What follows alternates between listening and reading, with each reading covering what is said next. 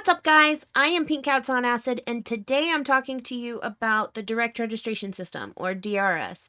Now, before we get started, I do want to throw out a few disclaimers. I am not a financial advisor. None of this is financial advice. If you've been following me for a while, you know that I have been a moderator on the GME investment subreddits for about a year. I was formerly a moderator at Superstonk, and I now run GME Jungle with my buddy Body Surf Dan and Princess DRS. So, all of this is just my opinion as someone who has been invested in Gamestop since before the January sneeze and involved in the subreddit community since then, and just offering my opinion. So none of this is financial advice. I want to make it clear that this is not a sponsored video. It has not been endorsed in any way by Computershare or Gamestop or anyone. I have not been paid to share my opinion with you here today or on Reddit. I have not been paid to share my opinion at all. I'm not a paid spokesperson for anyone or any entity. This is, again, just me as someone with a unique set of experiences sharing my opinion with you today about the direct registration system. So now that we've gotten all of that out of the way, let's talk about what we're going to talk about today. Okay.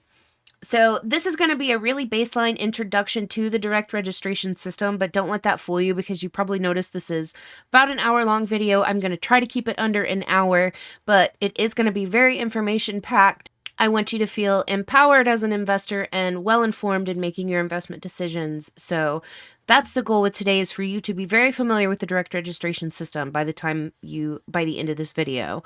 Now, having said that it is a baseline introduction, that doesn't mean that if you have already DRS'd your shares or if you're familiar with the direct registration system in general that you won't get something out of this video. I am going to answer all of the most commonly asked questions from around the jungle. I've done a lot of Smooth Brain Sundays and different open forums where you can ask all different kinds of DRS questions, and by far, a few questions stand out. So I'm going to get to those today. We're going to talk about buying and selling through Computershare as opposed to a broker. We're going to get into the two different types of stock ownership, beneficial and registered. Talk about voting. We're going to talk about a little bit of DRS history. So I will be providing some really extensive bookmarks for this video down below, since it is probably going to be so long, and I know that a lot of you are probably coming here to look for a very specific answer to a specific question. So going to try to cover all of the bases today as far as an introduction. If you're looking for a step-by-step guide or broker-by-broker guide about how to DRS, this is probably not the video that you're looking for, although I do plan to make something like that in the future based on all of the great DD and step-by-step guides that we have all around Reddit. So I definitely will link those down below, and any resources that I mentioned throughout this video will be linked below. So now, having said that, let's get started. I started my Computershare journey in August of 2021, and I decided to write a DD series to go along with it. I had just moved from Superstonk and gone to the jungle and had kind of the time and the space to do a DD that I had been wanting to do since before the shareholder meeting, and especially after. So I was able to focus on that, and I started the series with obviously part 1. I'm actually working on part 8 of the DD series right now, so it's set to be an 8-part series, and I'm just really excited to bring all of this information to the community, and it's been really awesome to watch the DRS phenomenon evolve. One of my main goals was to demystify the process, and there was a lot of conversation about whether direct registration and Computershare was FUD, and I needed to know how to moderate a lot of that content, and I needed to investigate it for myself to figure out if it was FUD or not. So, and aside from that, I had heard that you could get a paper certificate. So I really wanted to get a paper certificate, and that was the driving force for me direct registering my shares. But they're not doing paper certificates anymore. I got it the first week of September, and it was actually the first day of September, and then I had they stopped issuing them on September 3rd, and I remember that because I had written a DD, an entire how-to. I think it was like part 3 or 4, that was how to get a GameStop paper share certificate, and I wrote this whole how-to guide and posted it, and within an hour the comments went from being like, this was really great, like this, this was very helpful and it worked, to being like, Pink, they said, no more paper. There's no more paper, and they're not doing paper certificates anymore. So they stopped issuing them, and as far as I know, there has not been any word about issuing them again. They cited a paper supply issue. Quick little side note from the editing room here. I just wanted to add in that with paper certificates, the cost of printing and producing and sending out paper certificates is actually on the company. It's not on the transfer agent or anything like that. So they used to be really ornate, and companies would invest a lot more money in their production. But now that that's not the standard way of trading stock, and no one really holds paper certificates anymore, companies kind of cut back on that, but it still does cost money to produce a paper certificate. And as you can imagine, having 500,000 apes from Reddit calling GameStop and requesting a paper certificate would get very quickly out of hand as far as cost goes. So that's probably why they stopped issuing paper certificates just before the wave got too huge. And as long as it costs that much, then they probably aren't going to be issuing them anytime soon. So I just wanted to clarify that really quickly, that the cost of producing a paper stock certificate falls on the company. So GameStop was probably just trying to save quite a pretty penny on printing costs. So yeah, I was fortunately able to get a paper certificate just before the cutoff, and I would love to get one signed by Ryan Cohen. I'm sure everyone would.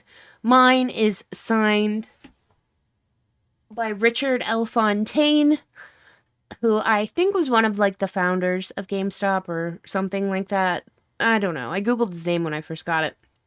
But anyway, so yeah, I think there's maybe less than 1,500 in existence based on certificate numbers and all of that stuff. So it's a really cool little piece of GME history that I wish everyone would have been able to get. I actually ended up deleting that DD within like an hour. So sad face. But anyway, so I give you a little bit of paper certificate history because you need to understand paper certificates at least a little bit to understand the direct registration system. So paper certificates have been traded and have been a way for people to invest in businesses for hundreds of years. And paper certificates have traded in North America since the year 1670. When a boat would come from London at the stock exchange in London and would go to Canada once a year, and the merchants in Canada would be able to trade their stock certificates. So, and then the boat would go back to London and not be back for a year. So that's basically like a T plus 365 settlement, I guess, which is nuts. And I'm really glad that everything is improved like it has, needless to say.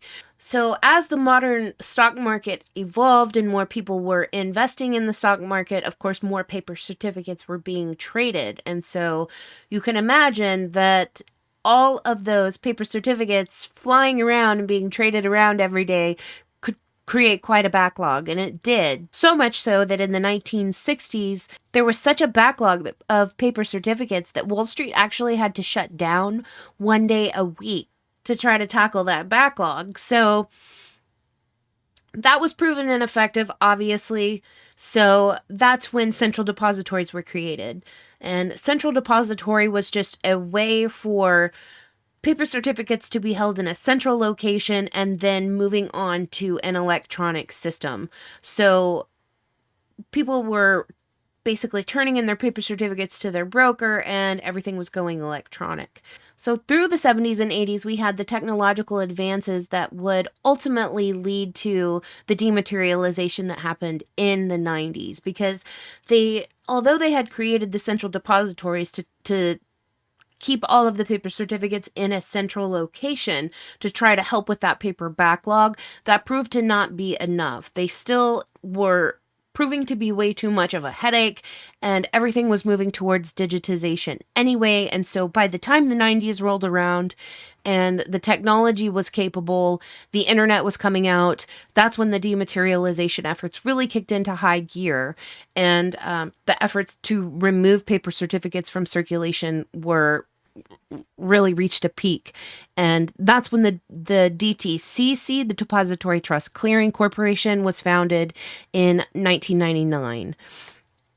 So that brings us up to current date. Now let's look at the DTCC definition for DRS. So the direct registration system, or DRS, enables investors to elect to hold their assets in book entry form directly with the issuer by leveraging DTC's connectivity with fast transfer agents. Okay, let's pause right there and let's look at those last two words. Well, the last three words are fast transfer agents. We're not going to get into the fast system today and a lot of the deeper market mechanics and plumbing and things like that. I probably will do a video on that in the future because it is pretty vital to understanding not just how the market works, but what's wrong with the market. But there's some really great DD around Reddit that I will link down below if you do want to know some more details about market mechanics. But we're going to focus on those last two words, which is the transfer agents. And in the case of GameStop, that is Computershare. So we will come back to that in just a second. So it says, through DTC's DRS service, assets can be electronically transferred to and from the transfer agent and broker-dealer to easily move shares in and out of DRS. Okay, so the direct registration system, or DRS, is a type of book entry system. Okay, so it is the electronic system upon which the DTCC handles electronic entry of registered ownership. And I know a lot of those words probably don't make a lot of sense to you right now, but they will by the end of the video. Okay, I swear. Okay, so essentially the direct registration system is the direct result of the dematerialization efforts of the 90s.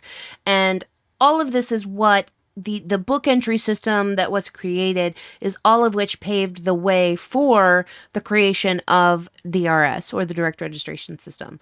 So I don't want to get too far out in the weeds with technical terms and all of that, but I do kind of want you to understand the order of operations when it comes to DRS. So now that we have some of these basic terms defined, let's look at the two different types of stock ownership. So when it comes to stock ownership, there are two different kinds. There's beneficial ownership and there is registered ownership. And with beneficial ownership, you hold your shares under a broker, and that broker's name is on the books of the company that you're invested in. Let's look at the Investopedia definition of each. So with beneficial ownership, Investopedia says, a beneficial owner is a person who enjoys the benefits of ownership even though the title to some form of property is in another name. And we'll talk about that in a second. We're just going to look at definitions. Now let's look at registered holder. A registered holder is a shareholder who holds their shares directly with a company. Registered holders have their names and addresses recorded in the company's share registry, which is usually maintained by its transfer agent. Okay, so beneficial ownership is when you own stock with your broker, and registered ownership is when you own stock directly with a company that you're invested in through its transfer agent, okay? Now let's get into the details. So with beneficial ownership, when it says that the title to some form of property is in another name, what that means is with beneficial ownership, your name is on the books of your broker and your broker's name is on the books of the company that you're invested in.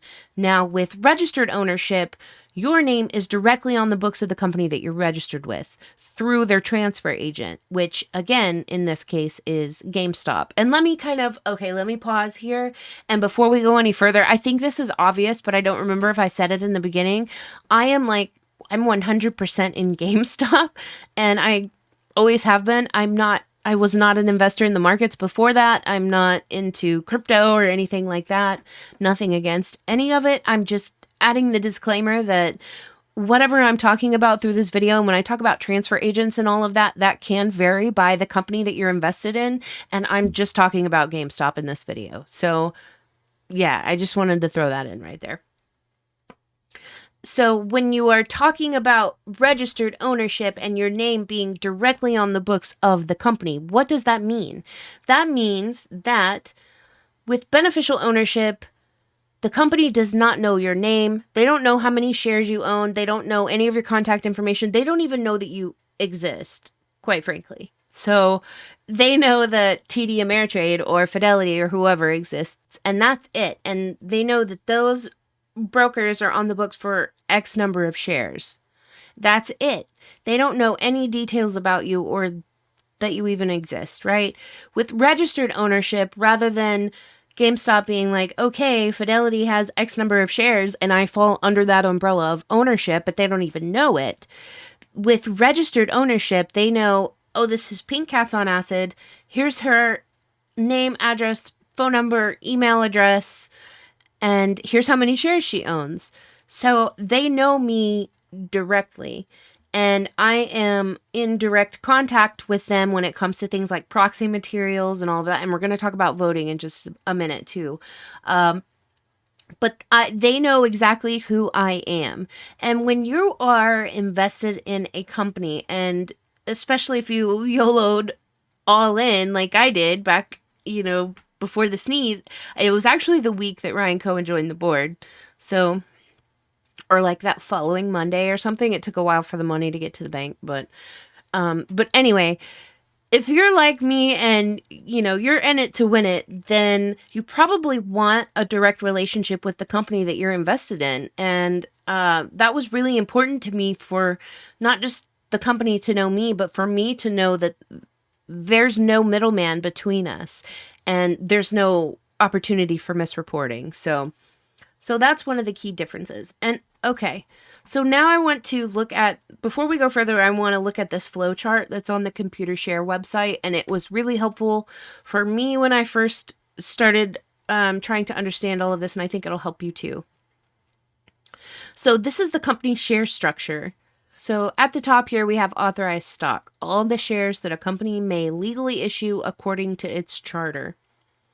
So of that authorized stock, you have issued shares, which is the largest portion of that. And then a small portion is unissued shares.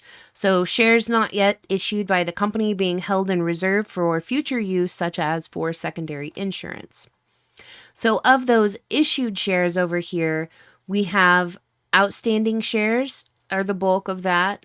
And then a small amount of that, out of that, is are non-outstanding shares.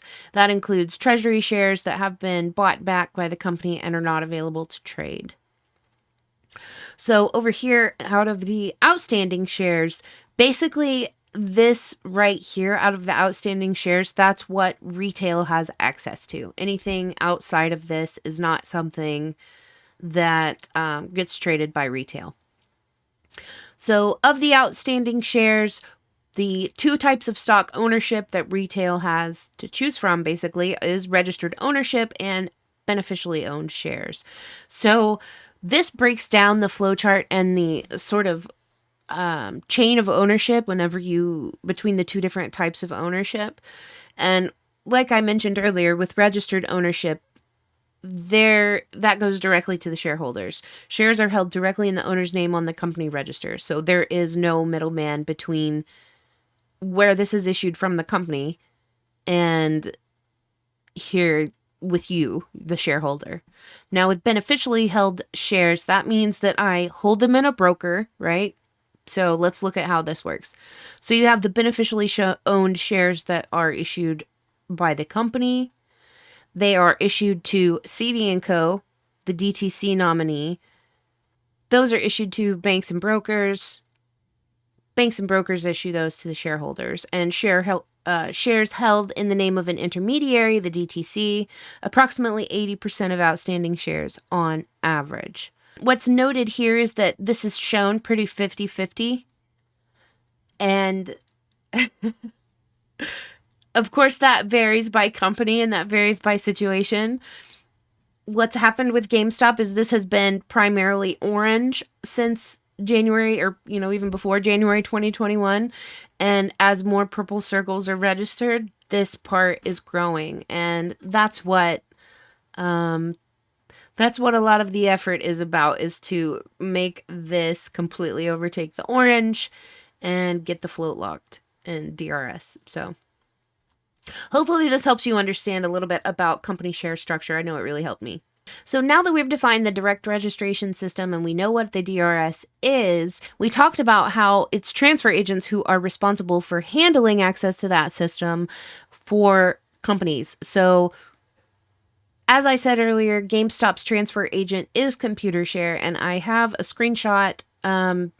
I had posted this in part 1 of the DD series, and it's funny because I had just started with the DD series and there was a lot of FUD around. I had posted it in my DD series under like a, FUD busting headline or something like that. And it was like, I got this screenshot directly from the GameStop website, investor website, and it shows you, that Computershare is the transfer agent for GameStop. So you can verify that information for yourself. And then like 2 days later, GameStop completely revamped their website, their investor website, which is really cool. It's got like a superhero skin and stuff.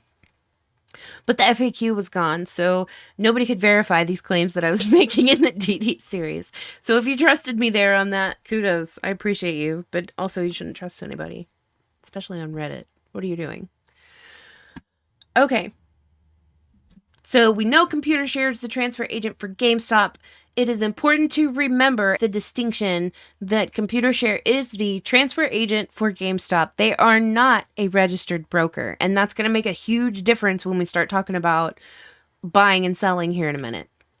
So keep in mind, as you are setting your expectations for what to do with direct registered shares, how you can sell them, how you access them, and all these things, keep in mind that Computershare is not a registered broker. So while they can execute some orders for you, you're subject to a lot, including the fact that they send those orders over to a third party, which we found out in the AMA with Paul Kahn, the president of Global Capital Markets and Computershare, that that is Merrill Lynch. So Merrill Lynch is the third party that they typically use whenever they're executing orders for their clients within the direct registration systems. So now let's talk about buying and selling, both as a beneficial owner and a registered owner.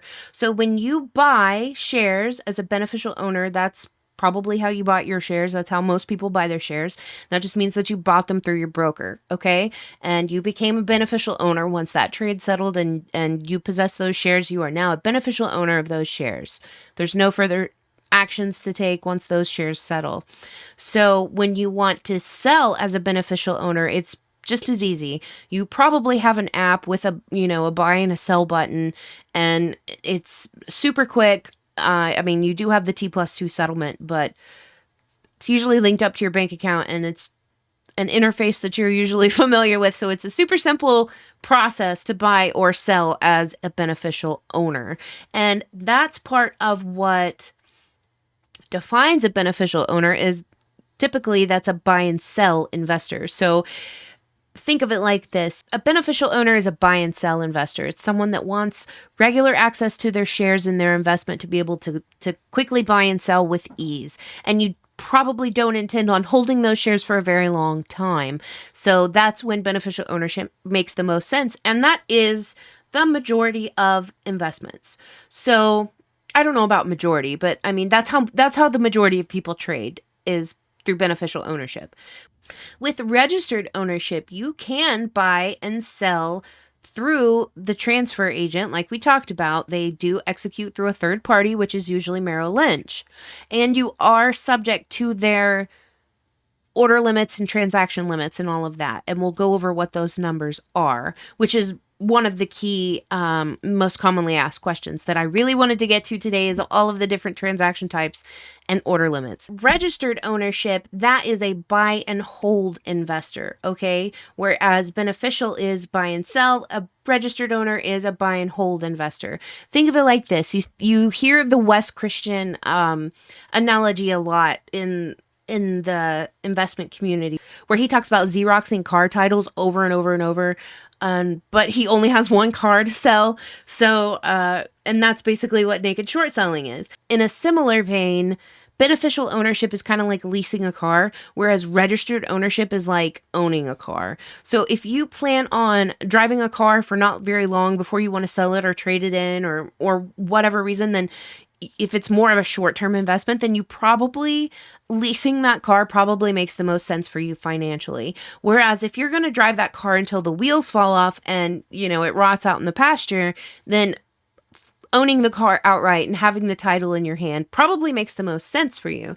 And that's registered ownership. So that's kind of a way to differentiate the two as well, is if you are a long-term investor and you have no intentions of selling your investment and selling isn't something that you're worried about, then direct registration does have a lot of benefits, especially if you are more of, I don't know, I guess an activist investor who's concerned with exposing some of the criminal activity in the market. And if abusive naked short selling and abusive leverage is something that is a concern to you, registered ownership completely withdraws the stock from the DTCC, whereas beneficial ownership stays in the DTC. Like we saw in that flow chart earlier, it's distributed by the DTC to the broker, which is then distributed to you. So you are still involved with the Depository Trust Clearing Corporation, which means that your share can still be lent out by brokers, which we found out over the last year that even if they say they aren't lending out our shares, they still do. Even if they say they don't lend out cash account shares, they still do. Wes Christian told us about how there's an entire market of lending out cash account shares and how there's basically no guarantee that those shares can't be lent out through your broker as long as they're held through your broker. So if you are concerned about, your share not providing infinite leverage to a criminal market maker in, an absolutely ridiculous bet that they made on a company that ended up not going into the ground, then registered ownership probably makes a lot of sense for you for at least some of your investment. So withdrawing those shares from the DTCC, if you are what I'm calling an activist investor or someone who's more concerned with the ethical side of investing, those shares are completely withdrawn from the DTCC. They're not able to be manipulated by anyone, and they cannot be used as leverage. You own them outright, and rather than continuing to play in the hedge fund casino with market makers pumping oxygen through the vents and weighted die and stacked dealers, you are literally taking your chips and going home. So that's a huge benefit because you no longer have to play by their rules. Now, having said that, when it comes to beneficial and registered ownership, there's a lot of discussion around the GME subreddits about whether or not you should direct register 100% of your shares, especially if the goal is to, lock the float or expose that retail might own more than the float.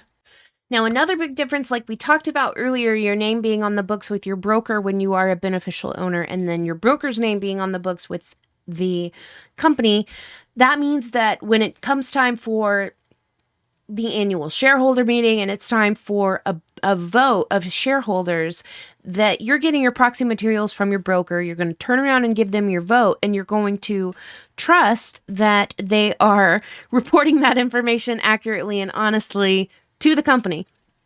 Whereas with registered ownership, you're getting your proxy materials directly from the company. You're turning around and you're voting back directly with the company.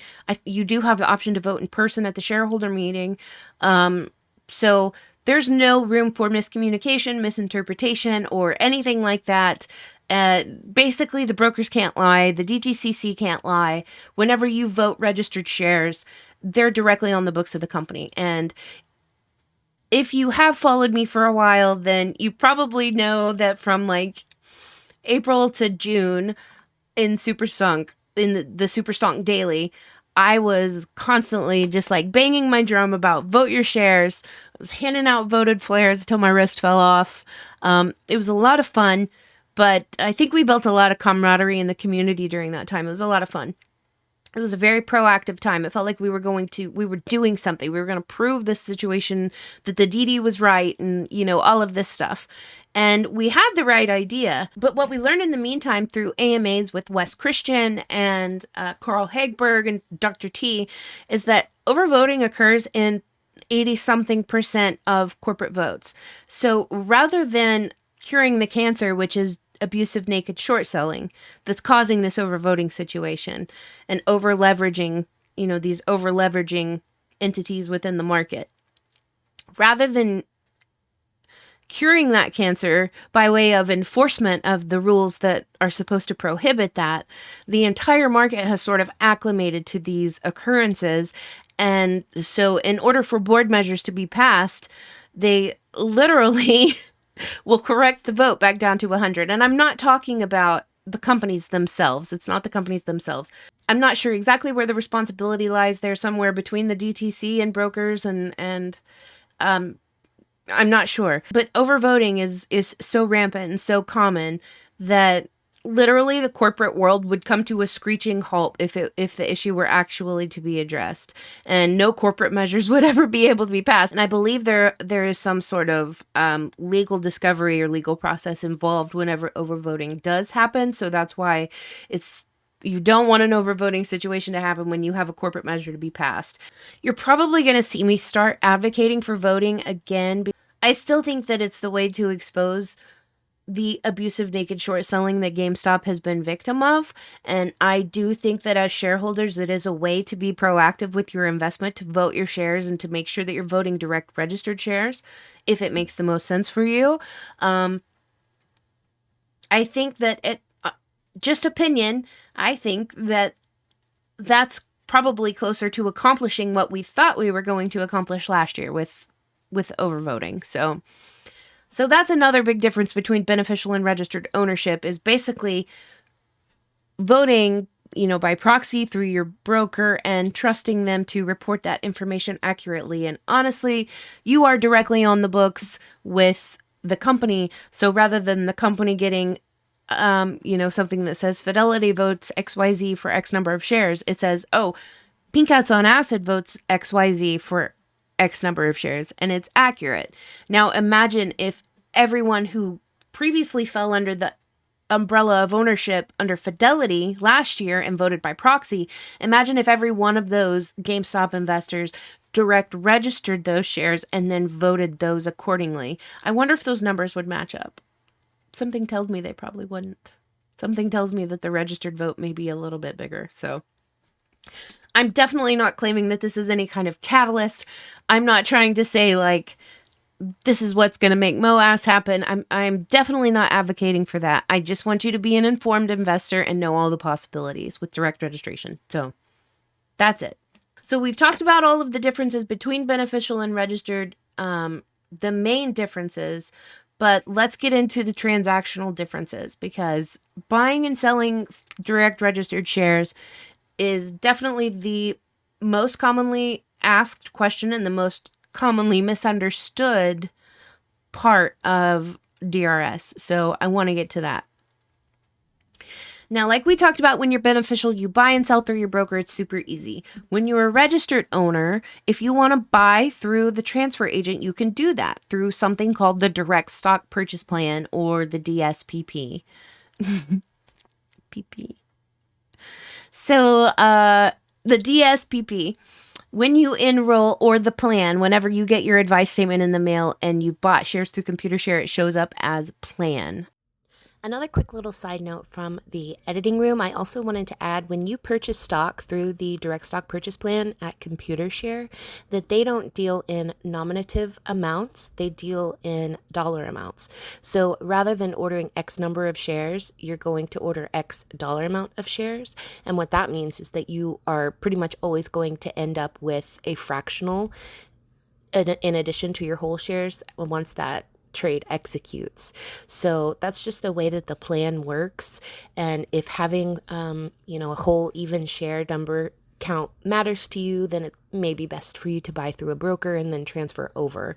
But either way, it doesn't really matter. I just wanted to clear that up, that Computershare does not deal with nominative amounts when you purchase through them. They only deal in dollar amounts. Okay. Now, that's one way to direct register your shares is buying them directly through the transfer agent. And one of the main benefits of that is buying fractional shares. So let's say you don't have enough money to buy a GameStop share, especially if it's going for, $200, $300 a share or more, then maybe you don't have enough money to buy a full share. You can buy a fractional share for as little as $25 initial. It's a $25 initial investment, and that varies by company. That's just GameStop's minimum investment.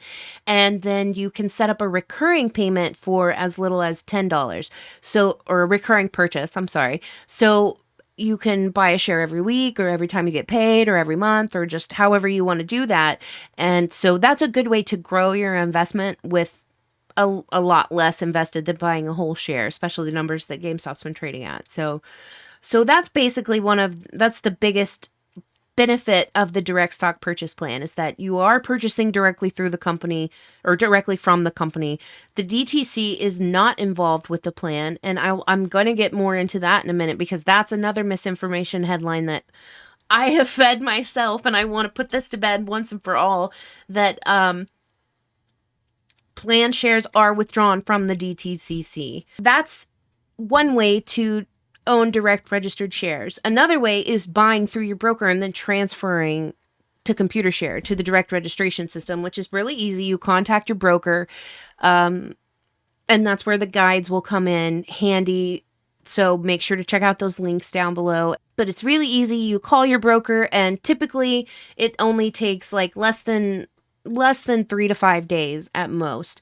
Now, if you were here for like the DRS wave that happened from August to like December, then you probably remember when there was like weeks long hold times for the brokers to get DRS shares. So thankfully it's not like that anymore, and I think it's gone back down to like a regular waiting time. So that's super easy. And when you do that, when you get your DRS advice statement in the mail, it says book, and it also says DTCC stock withdrawal. So for a fact those shares are withdrawn from the DTCC. They're no longer being manipulated. Literally, anytime you get like some inner FUD, you can just go look at that DRS advice statement and be like, wow, I pulled these shares out of the DTCC. And I don't know, it makes me feel empowered and just gives me gas to keep going. So yeah, and that's also what fed to a lot of the confusion about whether plan shares are withdrawn from the DTCC, because when you get that advice statement, all it says is, direct stock purchase plan, purchase or whatever. It doesn't say DTCC stock withdrawal. So that's where a lot of the miscommunication happened of, are these shares withdrawn from the DTCC or not? And, doesn't that qualify as beneficial ownership since you're using a third party and they're being held custodially in a separate account, but still, in the shareholder's name? All of that created a really gray area for some miscommunication. So putting that to bed once and for all, both book and plan shares are withdrawn from the DTCC. I'm getting this information directly from Paul Kahn. They posted a video on their YouTube back in like mid-January that addressed this issue, as well as order limits, which we're about to get into. And so this is directly from Computershare, directly from the president of Global Capital Markets. This is not just me saying, trust me, bro. Like, book and plan are both withdrawn from the DTCC. So if you are someone who has been thinking you need to transfer your shares from plan over to book in order for it to like be effective or whatever, it's not. So also want to give a shout out to Paul and his team at Computershare, because they've always been awesome, and they were really awesome putting that video out and putting that to bed. Because if you are one of those people that thinks that you need to transfer those shares from plan over to book in order to be, effective, you don't have to do that. And you may think that based on something that you read that I wrote. And in that case, I want to apologize to you, and I take full responsibility for misinterpreting all of this. But yeah, if you do transfer shares from plan over to book, according to the DSPP handbook, according to the DSPP handbook, you have to keep a minimum of at least a whole share in your plan in order to keep that account open and active. And what that means is if you hold less than a whole share in that plan, it's going to automatically sell a share. Did you hear me? You're going to feed the hedgies. No, but actually, you're going to feed the hedgies and you're going to sell a share. And you're going to wake up one day and you're going to have a check in the mail from GameStop for like $2.16. And you're going to be like, what the fuck? I did not sell any GameStop. I'm not a paper-handed bitch. And then you're going to realize that you thought you had to transfer the shares from Plan over to Book in order to fuck the DTCC. But then you find out that you didn't actually have to do that and you ended up feeding the hedgies for nothing. Don't be like me and be a paper hand for science. Actually hold on to your shares. If you want to keep them in Plan, that's fine. If you do want to move them over to Book, that if you do not want to sell any shares or any fractionals, that you keep a minimum of a whole share in your Plan account so that it doesn't get sold. So having said that, why would anyone want to transfer shares from Plan to Book? Well, it has to do with one of the last differences between beneficial ownership and registered ownership as well, which is dividend disbursement and dividend reinvestment and all of that. So when you buy through a broker, typically you are enrolled in a DRIP plan, which means a dividend reinvestment plan. So whenever a company issues a dividend, which is, traditionally in cash, then your broker's going to get that cash dividend and they're going to turn around and reinvest it in the company that you're invested in. Or if you're not enrolled in a DRIP, then the broker's going to issue that dividend to you. So with registered ownership, the dividend comes directly to you from the company by way of the transfer agent. If you purchase through the direct stock purchase plan, those shares that are held in the plan are enrolled in the dividend reinvestment plan, in the DRIP, okay? So whatever dividends you receive for those GameStop shares that are direct registered and held in a plan account are going to be reinvested in the company. Now, that's not a big deal in most cases. And I'm going to get a little bit hypothetical here, which if you've dealt with Computershare, they don't deal in hypotheticals at all. They'll tell you that. They say, like, we don't deal in hypotheticals. If you have a question, we stick to facts. So what about an NFT dividend? First of all, according to Computershare's FAQ, you can do some digging and go down this rabbit hole and find out a lot more, but Computershare was also the transfer agent for Overstock, and you probably recognize Overstock from their whole naked short selling case that has been written about, many great DDs out there about Patrick Byrne and Overstock. But Computershare was the transfer agent as well for Overstock, and they actually did issue an NFT dividend for Overstock. So without getting too far out in the weeds here, I wanted to just make the statement and make you aware that Computershare does have the infrastructure and the experience to issue NFT dividends to stockholders. Now, keeping in mind that transfer agents do not act independently of the company. So a transfer agent is not going to decide how anything is done. They act at the command of the company that is their client. So when it comes to how will an NFT dividend be issued, how and to who and how many and any of those kind of details are going to be up to the company. So even beyond not dealing with hypotheticals, Computershare is not going to answer those questions simply because they don't know. It's up to the company. Again, they don't operate independently of the company that they serve. It's totally up to the company they serve how these things are done and handled. So definitely keep that in mind when it comes to dividend distribution and dividend reinvestment. Now, for me personally, that's what got me caught up in the whole book versus plan debate as well, aside from DTCC stock withdrawal, was the whole dividend reinvestment thing. And when it comes to an NFT dividend, I'm not trying to spend a whole lot of time on a Reddit theory because none of this has been confirmed. The only NFT involvement that has been confirmed by GameStop is an NFT marketplace. But there is a lot of speculation about an NFT dividend, so it's worth mentioning. And if that were to come to be, I don't want anything standing between me and my NFT dividend, such as a DRIP enrollment. So that's what made me transfer my shares over from Plan to Book. And that's why I woke up to a very sad day with a very random GameStop check. So anyway, all of that to say, nobody's saying there's an NFT dividend coming. Maybe there is. And even so, if you're enrolled in DRIP, you're probably still going to have access to that because it's a non-conventional dividend. So they can't really turn around and reinvest it. It's kind of a one-of-a-kind thing. So they might not even turn around and reinvest that anyway, like an equivalent cash value or anything. But we don't know. These are all hypotheticals. And I'm a control freak and I want the most control over my investment and where all of the dividends of that investment go. So that's just me. You make your own decision based on that information.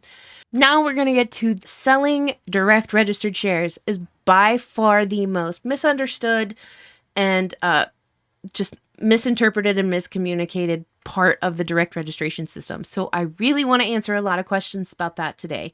And that may be why you watch the whole video. So if you have, way to be a buckaroo and stick with me all the way to here. Okay. So selling your shares. When you're a beneficial owner and you sell your shares, like we talked about, you probably have an app with a sell button. Super easy. T+2 settlement and that cash is yours, right? Now, when you are selling direct registered shares,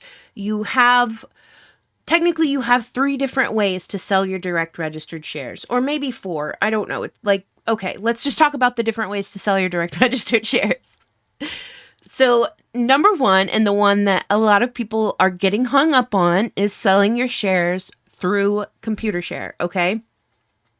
So when you sell through Computershare, you are subject to their transaction limits, their order limits, and all of that. Let's define those before we go any further, okay? The maximum price that you can sell one share through Computershare is $214,748.36. That's it. That is the most that you can receive per share through Computershare, okay? And it has something to do, they did look into increasing that number after receiving so much feedback from from our Reddit community. And they did look into increasing that per share price. It had something to do with 32-bit integer and it costing way too much money to basically, reprogram their systems in order to implement a higher number than that. And that also explains why it's kind of a random number. It's not like an even number because it literally is the highest number that their systems can generate for that particular transaction, okay? So that is the most that you can sell a share through Computershare for. We've been told by Computershare through multiple AMAs and YouTube videos that they do not have any plans of increasing that number in the near future, okay? They're open to it, but they're not planning on doing that, okay? So you may be wondering, but Pink, I keep seeing this like $9,999,999 figure. Where is that coming from? Okay. Also in Paul's recent video that he posted to YouTube, and according to the FAQ, for GameStop investors specifically, they raised their sale proceeds limit from $1 million to just under $10 million. And for just about every other company, they increased it from 1 million to 2 million. So I want you to understand what the difference is, okay? So your per share limit with selling through Computershare is $214,748.36, okay? Your overall sale proceeds limit is the just under 10 million number, okay? That's what that's what Computershare increased just for GameStop, okay? In order to hit that sale limit at the share limit amount of 214,000, that means that at the most you're going to be able to sell is 46 and a half shares of GameStop, okay? I really want this to make sense, so make sure that sinks into your brain, okay? Limit orders are the only kind of orders available online, so that's what I'm talking about here with these transaction limits, or when I'm talking about submitting limit orders online through the Investor Center, okay? And as far as I know, these limits also apply to to phone support. You may be able to submit an order for a greater amount, but that order will be canceled because these are hard limits. It's not something that a person can override, at Computershare. So per share, the most you can get right now is $214,748.36. You are able to sell up to 46.5 GameStop shares to equal the just under 10 million number, and that is an entire transaction. Okay? Now you are able to do multiple transactions in a day. So if you wanted to sell, 93 shares instead of 46, if you wanted to double that, do 2 transactions, you can do that. Now, of course, if you are a proponent of the MOAS theory, you're going, but Pink, there's no way I'm selling a share for 200,000. Well, I understand. That's why you hear people when they talk about the infinity squeeze theory, which I won't get into that. I'm trying to wrap this up, but I probably will do an entirely separate video just on the infinity squeeze theory because I think it's worth its own video. But if you believe in all of that, then that's why you hear people who are proponents of the infinity squeeze theory say that Computershare shares and direct registered shares aren't for sale because first and foremost, that's the most that you're going to get per share price. So you're already limited by that. Okay, now that we got that out of the way, and hopefully we cleared that up, and I hopefully there's no more FUD about it. And if so, refer them back to this video and tell them to come to this timestamp, okay? Now, your other options for selling through Computershare, because you do have other options for selling direct registered shares and selling through Computershare. Option 2 is a market order, which has to be written and mailed in, presumably overnighted to that Kentucky address that we saw in that screenshot that I listed earlier. And so what you're going to do if you're wanting to submit an order above those transaction limits that we just talked about, you're going to literally have to write a sale order. And I don't remember if it needs a medallion signature or not, but you're going to send that in to Computershare, presumably overnight, like I said. So basically what happens is MOAS is happening and you see $69 million on the ticker and you want to sell 1 share, you're going to write out that order and you're going to overnight it to Computershare. And you are, of course, subject to weather delays and human error and human delays because someone actually has to open that envelope and, input the order to execute and all of that. And plus you're assuming that there's not 1,000 other envelopes in front of you because, MOAS is happening. So that's your option for going above those transaction limits is actually submitting a written market order to Computershare. If that sounds less than ideal, that's because it is. That's literally closer to the ships going between London and Canada than like current market that I want to be trading in. So I'm not really comfortable with that, but it's an option. And it's pretty much one of your only options for MOAS numbers besides this one. And I am not giving financial advice. I'm just telling you that as far as my personal exit strategy, this is how, if I ever intend to sell any direct registered shares, this is how I will sell them, okay?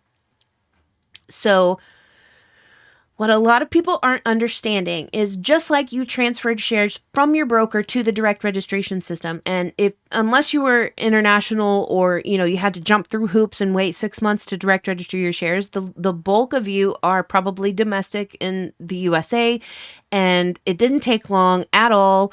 You just called the broker, you were on the phone for like a minute and a half, and all of a sudden Computershare had your shares and all of your information and an account was open for you. Like, it was pretty dope. So super easy and didn't take that long on the phone. And it's basically that exact process, but reversed. Okay. So what you're going to do, let's say, again, the ticker's at 69 million. Well, you're probably going to want to do this before 69 million, or, you got to give it time to process because this isn't immediate. Just like transferring to DRS wasn't immediate. But you're going to call your broker up and you're going to be like, hey, I have 1 share or 5 shares, whatever. I've got 5 shares direct registered in the DRS and I want to transfer them back over here to my broker, to my account here. And they're going to be like, okay, beep, bop, boop, here's how long it's going to take. Now, I did confirm this with reps from TDA and Fidelity, and they both made this comment to me, so be sure you're aware of this, that although it usually takes 2 to 3 days, again, remember how much of a backlog there was late last year when the DRS wave first hit, and how it sometimes was taking up to a couple of weeks to get those transfers completed. Remember that could very well happen again when, if there's a crazy situation happening like MOAS and a bunch of people are calling to try to transfer their shares back over to their broker. Now, that's still probably a more feasible option for most investors than the first two sell options that I mentioned. And when you hear Paul Kahn talking about selling, and when he talks about order limits and all of that, and he's like, but you can sell through your broker anytime. Like, remember that. He really wants you guys to remember. I don't know. I'm not trying to put words in the guy's mouth, but I mean, he's constantly mentioning selling through your broker. And as for me personally, I can understand why that makes the most sense. So, because then I have that familiar interface with my broker that I'm used to. It's already linked to my bank account. Then I'm subject to their order limits, which are typically higher than than the ones that we just talked about with Computershare. It depends on your broker. I mean,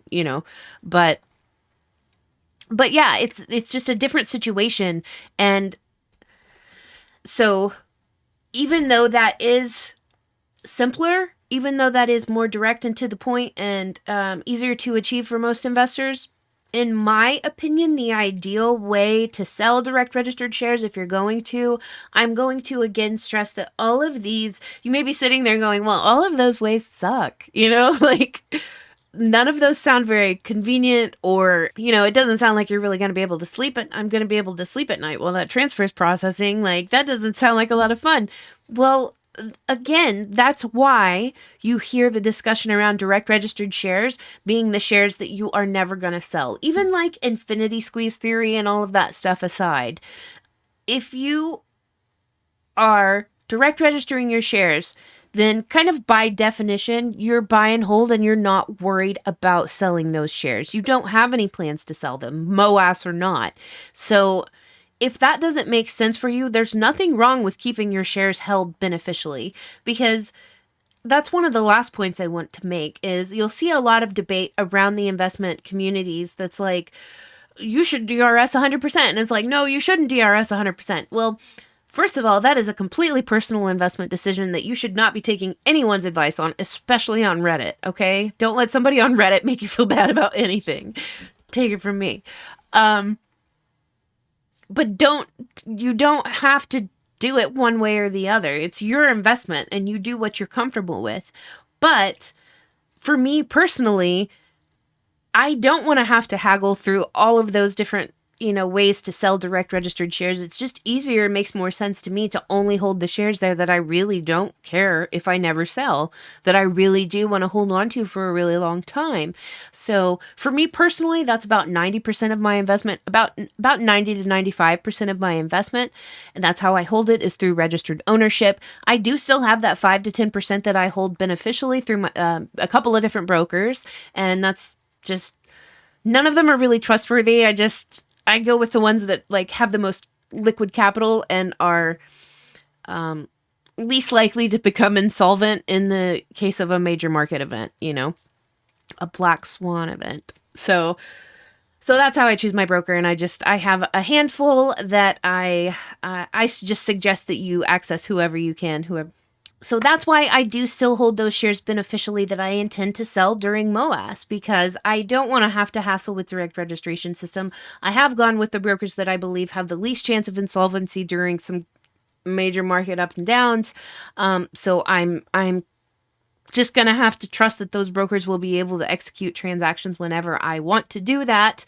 But just in case I can't, I do have these options for registered shares and how to sell them. So it's totally a personal decision for you whether you want to keep your shares beneficially through your broker and have easier access to them and be able to buy and sell them much more efficiently, or whether it's worth it to be fully invested with the company that you're invested in and have a closer relationship with them and be on the books with them and be able to vote directly with them. to have that direct correspondence with the company. So it's totally a personal choice. It really is. But with direct registration, even if you're not what I am referring to as an activist investor, it makes the most sense, just like owning a car makes the most sense. If you're gonna, it doesn't make sense to lease a car for 10 years. Like, just like it doesn't make sense to buy a car and own it for 6 months and then turn around and sell it and expect a decent profit, you know? That's just not, that's not typically the way it works. So I really think that that's kind of the main point that's being neglected in a lot of the talk about selling through Computershare and selling direct registered shares is remember that you have the option to transfer shares back to your broker in order to execute that sale, okay? And you're not going to contact Computershare for that. You're going to contact your broker for that. So contacting your broker and saying, hey, I want to pull these shares out of DRS, pull them back to my account here so I can sell them. They're going to get that to you as quickly as possible, and you'll be able to execute the transaction a lot more efficiently. So nothing against Computershare. Each has its benefits and its kind of drawbacks.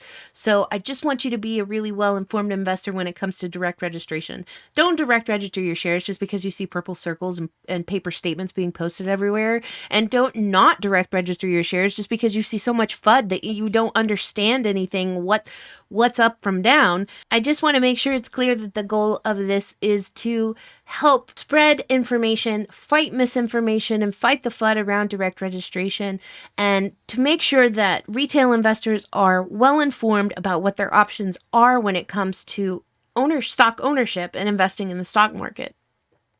Because you do have an option that does grant you a little bit more control and a little bit more power than beneficial ownership. So today we talked about what is the direct registration system, what does DRS mean, we talked about a little bit of history and paper certificates, we got into the dematerialization that led to the DTCC's creation, which ultimately led to the direct registration system that we know today. Defined a transfer agent, found out that Computershare is the transfer agent for Gamestop, that handles the direct registration system for their shareholders. We talked about the two different types of stock ownership, beneficial and registered, and some of the differences there. We talked about the difference between book and plan whenever you are holding shares through Computershare and what that means, and DTC stock withdrawal and things like that. We talked about voting, and of course, we talked about buying and selling as a beneficial owner versus a registered owner, and selling direct registered shares. So we covered a lot today. Oh my gosh, I'm tired. All right, guys, so I am going to link GME Jungle down below. I'm going to link the Computershare FAQ down below and a whole bunch of other resources that I have mentioned in this video. And I appreciate you sitting through this. This was a long video. Oh my gosh. I hope this was a great resource for you. If it was helpful to you, please be sure that you like this video so it's suggested to others who are looking for relevant information. I do plan on making more DRS-centered content, so if that sounds like something that you want to be kept up to date on, be sure that you subscribe to this channel. And if you would like to be notified when I do post those new videos, be sure that you hit the notification button. Thanks for hanging out with me today, guys. Thanks for talking about all things purple. I'll see you guys on Reddit or maybe at GameStop. I don't know. Just remember, buy, hold, shop, and DRS.